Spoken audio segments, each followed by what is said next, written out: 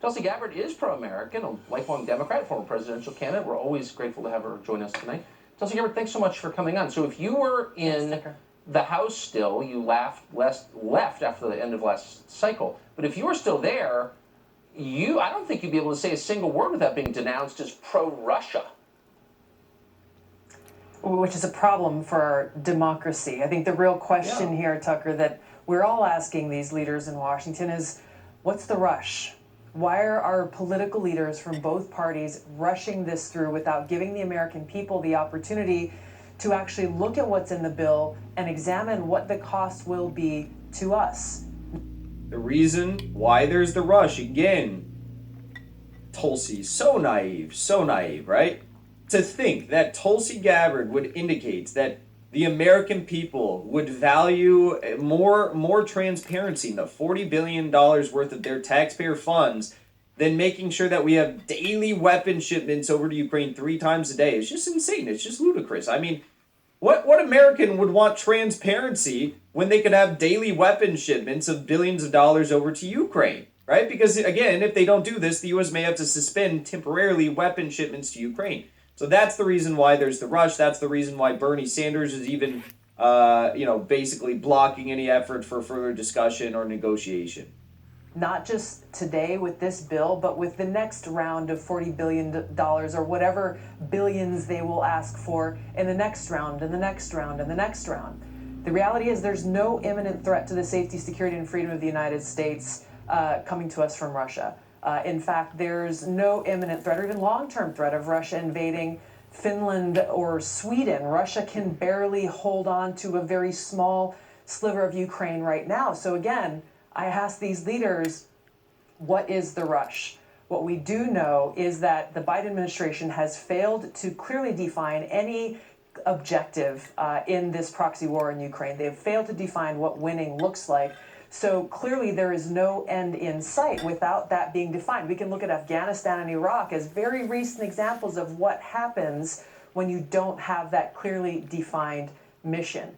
And so the American people were struggling with high inflation, basic necessities that people need to live, costs increasing, and yet with this $40 billion of funding and what will come next and next and next, the American people deserve to know what this will cost us financially, what it will cost our economy, and what it will cost our national security with the increased potential of a nuclear conflict if this is allowed to continue.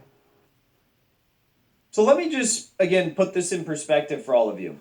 Right now, on CNN or MSNBC, on their daily program, their primetime programs, they're probably telling the American people, well, if we don't allow Sweden and Finland into NATO, then, my God, Putin is probably going to, annex Ohio next, right? They're acting like Ukraine is the 51st state of the United States, and Finland and Sweden are well on their way to becoming number 52 and number 53. They act like we shouldn't be asking questions about inflation or rising prices at the pump or any of these problems that we are witnessing and living through day by day. And if you do ask these questions, well, you, sir, are anti-American again. This is the common sentiment we see from liberals, from the professional managerial class in this country. It's only true working class Americans that seem to be standing up and most outraged with what's going on. I mean, of course, you're going to have fringes amongst all these groups that buck the authority of whatever class they reside in. But it really does seem like all of these professional managerial class hipster liberals that went to Ivy League institutions or went to some fine arts college and now they're, struggling to find a job. Maybe they work at your local coffee shop. Maybe they serve you your coffees in the mornings, right? It seems like a lot of these people are coming around and they're saying that we need to send this $40 billion to Ukraine. It seems like a lot of these people that are have their hands on the levers of censorship in this country, right? Google censors, YouTube censors, Twitch censors, Facebook censors, Instagram censors, right? The engineers at these companies, right? It seems like they see it as a moral imperative that we get that $40 billion over to Ukraine immediately, as soon as possible. It seems like a lot of professors in this country wouldn't mind getting $40 billion over to Ukraine as soon as possible because they view what's happening not as an existential threat to Russia, but instead they think that Ukraine is under attack and that it wasn't Ukraine and NATO who instigated this entire conflict, right? It's really incredible what's going on, and it's even more incredible, I think, that working class Americans seem to be the only ones that truly understand what's happening right now. I mean, the liberal elites are so out of touch with the working class of this country. It's almost amazing. Someone should write a book on this. Although the history books will probably, unfortunately, be written by liberals, and they will erase the popular dissent of the working class out of those history books, out of the textbooks. And, we will have to be the ones that inform our children and grandchildren that, no, Ukraine was not under attack. It was Russia who was under attack. And there was a lot of Americans who were very frustrated with the idea of sending more money to Ukraine when we were struggling here back at home. Of a nuclear conflict if this is allowed to continue. The more I think about it, it takes a lot of gall for Eye Patch McCain to attack moms who are worried about baby formula as, quote, pro-Russia. I mean, that's one of the most outrageous things I think I've ever heard. Now, did you catch that? Did you catch what he said? That's what I was talking about earlier. Listen to that again. Listen to what Tucker says here. It's hilarious. So he's talking about Dan Crenshaw. A nuclear conflict if this is allowed to continue. The more I think about it, it takes a lot of gall for Eye Patch McCain to attack moms who are worried about baby formula as, quote, pro-Russia. I mean, that's one of the most outrageous things I think I've ever heard, now that I'm thinking about it. I mean, why not just answer the question? Why the attacks? What does that tell you? It tells you that they don't really want the American people to know what is in this bill and what will come next and what it will truly cost us. Not just a few of us, but all of us as the American people today, and what appears to be, if we continue down this path, for the long term to come. That should be a huge red flag for the American people as they look at leaders in Washington resorting to name calling and smearing rather than actually providing these clear explanations to the American people. I just love that. I love that. So why do you call him Eye Patch McCain? Well, of course, because Dan Crenshaw is going along with the neoconservative elite. He tweeted this out. He said, because investing in the destruction of our adversary's military without losing a single American troop strikes me as a good idea. You should feel the same. And Marjorie Taylor Greene corrected him on this matter and said, so you think we are funding a proxy war with Russia? You speak as if Ukrainian lives should be thrown away, as if they have no value. Just used and thrown away for your proxy war? How does that help Americans?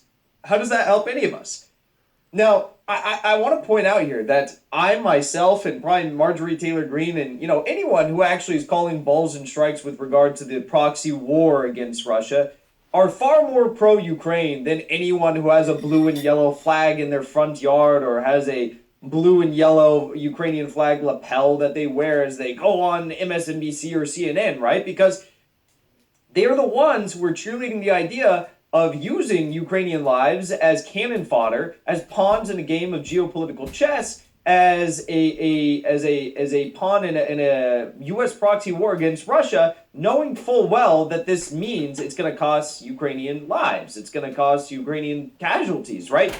We are the ones who are saying no war. Let's end this, right? There's no way this is going to go well for Ukraine. Let's end this before it even begins. And let's end it as soon as possible now and try to save as many lives as we can, right? And Marjorie Taylor Greene then was, quote, retweeted by Dan Crenshaw, who said, still going after that slot on Russia today, huh? This man, I mean, whatever semblance of, populist rhetoric he once, would express, he has completely erased it from his vocabulary. He no longer recognizes himself as a populist. He is going along hand in hand with the neoconservative and neoliberal elite. I mean, he's really not any different than Nancy Pelosi at the end of the day. He's not any different than Chuck Schumer or Nancy Pelosi or George Soros. He's like, oh, George Soros, you want me to send $40 billion more to Ukraine? Why not $50 billion? Why not $50 billion, George? Why not 50? Dan Crenshaw is mini George Soros as far as I'm concerned. And now Tucker Carlson has labeled him what? What did he label him?